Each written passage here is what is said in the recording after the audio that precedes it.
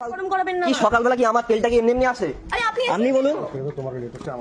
কিছুদিন আগে মনে আছে একটা ভদ্রমহিলা দীঘা থেকে গাড়িতে উঠে পড়েছিল, তারপরে কলকাতায় তার ভাড়া দেওয়ার কথা মনে ছিল না বা ভাড়া ছিল না, কিছু একটা প্রবলেম হয়েছিল, ভিডিওটা খুব ভাইরাল হয়েছিল। সো এরকমই আরেকটা ভিডিও ভাইরাল হয়েছে, তো তোমরা ওখানে দেখে না, তারপরে বলছি। তাহলে দুটো করে গাড়ি বুক করবেন কেন? একটা কনফার্ম হয়ে গেলে বাবা আমার যেখানে সুবিধা হবে সেটাই করব না, যেখানে সুবিধা। আরে অবশ্যই, তাহলে দুটো করে গাড়ি আনাচ্ছেন কেন? আমি না একটা ক্যান্সেল করে দিন যখন দুটো রাইড ধরে। ক্যান্সেল তো করে দিয়েছি আপনি। আরে আমি তো লোকেশনে ঢুকলাম, তখন তো করলেন ক্যান্সেল। জানেন ভাই এক থাপ্পড় মারবো তারপরে যে ব্যাপারটা হয়েছে সেটা বলি। সেটা হচ্ছে এই যে ভদ্রমহিলাকে তোমরা দেখতে পাচ্ছ প্যান্ট শার্ট পরে রয়েছে, ঠিক আছে। সো ইনি র্যাপিডো হোক বা দুটো রাইড হোক, যে কোনো রাইড হোক হতে পারে, র্যাপিডোই হবে যেহেতু বাইক। সো আমার মনে হয় র্যাপিডোই বুক করেছে। সো এবার দুটো অ্যাপ থেকে বুক করেছে দুজনকে, ঠিক আছে। এবার যারা র্যাপিডো জানো না তারা এক গ্লাস জলে ডুবে মরে যাও, ঠিক আছে। সো বুক করার পরে দুজনেই এসেছে। এবার দুজনেই আসার পরে দিদি আমাদের ভেবেছে যে আগে আসবে তার সঙ্গে চলে যাবো, আরেকজন যা হয় হোক, ঠিক আছে। সো আনফর্চুনেটলি দুজনেই পৌঁছে গেছে, ঠিক আছে। পৌঁছে গেছে। এবার উনি যখন দেখছে দুজনে পৌঁছে গেছে, তখন উনি একজনকে অন দ্য স্পট ক্যান্সেল করেছে। সো যাকে ক্যান্সেল করেছে সে তো বলবে যে আপনি এখন কেন ক্যান্সেল করেন, আমার চলে আসার পরে আপনি কেন ক্যান্সেল করছেন, আপনি আগে ক্যান্সেল করতে পারতেন। সো দিদি আমাদের ভুলেই গেছে, ঠিক আছে। আর সবথেকে বড় কথা হচ্ছে ব্যাপারটা দেখে খারাপ লাগলো যে এই যে এত বড় একটা কাণ্ড উনি করলেন, ওনার মা পাশে দাঁড়িয়ে ওনাকে সাপোর্ট করলো, ঠিক আছে। তো ঠিক মানাচ্ছে না বিষয়টা। তো তোমরা আরেকটুখানি শোনো কি বলছে, তারপর তোমাদেরকে বলছি। কি হয়েছে? আরে ম্যাডাম শুনুন, দুটো গাড়ি বুক করুন। তোর এখানে আছে, তোর এখানে আছে, কি আছে? তোর অ্যাপে আছে, আমার অ্যাপ আছে, আমি ক্যান্সেল করেছি, হ্যাঁ কি না? হ্যাঁ কি না? আমি তো লোকেশনে ক্যান্সেল করেছি, হ্যাঁ কি আমি না? তো লোকেশন মধ্যে অন্যায় করেছে, মানে অন দ্য স্পট ক্যান্সেল করে তারপরে অন্যায় করেছে, তারপরে গলা বাড়িয়ে বলছে, তারপরে গালাগালি দিচ্ছে, ঠিক আছে। সো আর কিছু বলার নেই, ঠিক আছে। মেয়ের উপরে যে এটা কী ভগবান সেই জানে, আর কিছু কি বলবো গাইস, ঠিক আছে। মেয়েরা বাড়িতে লক্ষ্মী রূপে থাকলেও বাইরে বেরোলেই মেয়েদের কিন্তু এখন কালি হয়ে যাওয়া উচিত, ঠিক আছে। সো এটা দিদির কোন রূপ আমি জানি না। আমি একটা জিনিস বুঝতে পারছি না যে এসব করে এটা কী লাভ পায়, ঠিক আছে।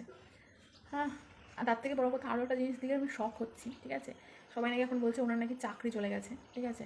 আই ডোন্ট নো উনি কোথায় চাকরি করতো, কী করতো আমি জানি না, আমি জানতেও চাই না। আর তোমাদের এত ইন্টারেস্ট কিসের যে ওনার চাকরি গেছে না গেছে? এত তো ইন্টারেস্ট দেখানোর কিছু ছিল না গাইস। লোকেশনে আসার পরে ক্যান্সেল করলেন।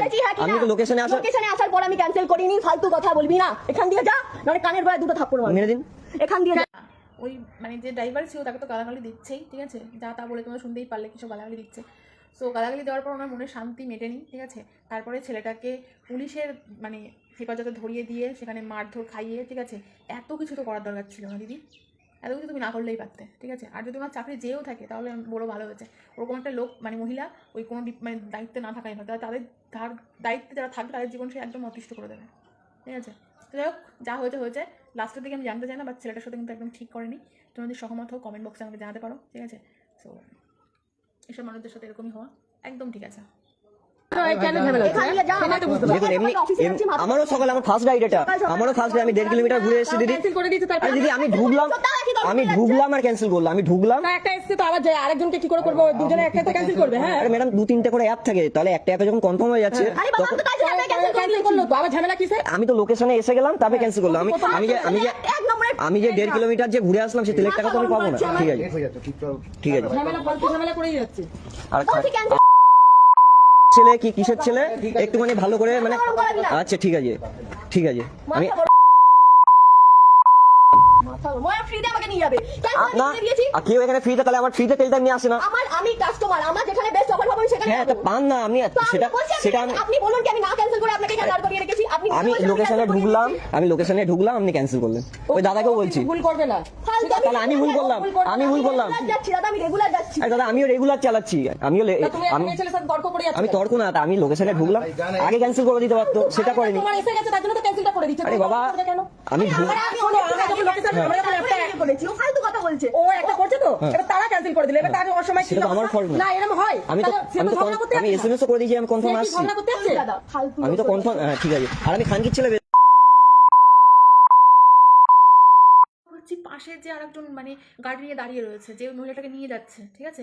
আমি তো আরো অবাক হয়ে যাচ্ছি ওনার আর কি ইয়ে দেখে, ঠিক আছে। এদের মধ্যে নিজেদের কোনো ইউনিটি নেই, কারণ যদি সেটাই থাকতো আর যদি ওই লোকটা সেরকম কোনো মানসিকতা থাকতো তাহলে কখনোই ওই মহিলাটাকে নিয়ে যেত না, ঠিক আছে। ওকে ওখানেই রেখে যেত, ঠিক আছে। আর 2-1 কথা ওকে শুনিয়ে যেত, এবং সেটা না করে ওই লোকটা আবার ওকে নিয়ে চলে গেল। সাবাস দাদা, ঠিক আছে। ওর মুখে দেখে আমার মুখে ভাষা, আমার অফিস টাইম লেট করে দিচ্ছে। আচ্ছা তা আমার টাইমটা ফালতু, আমার টাইমটা অফিস টাইম না মানে। আমি ভাবছি কি চিল্লামিলি কেন?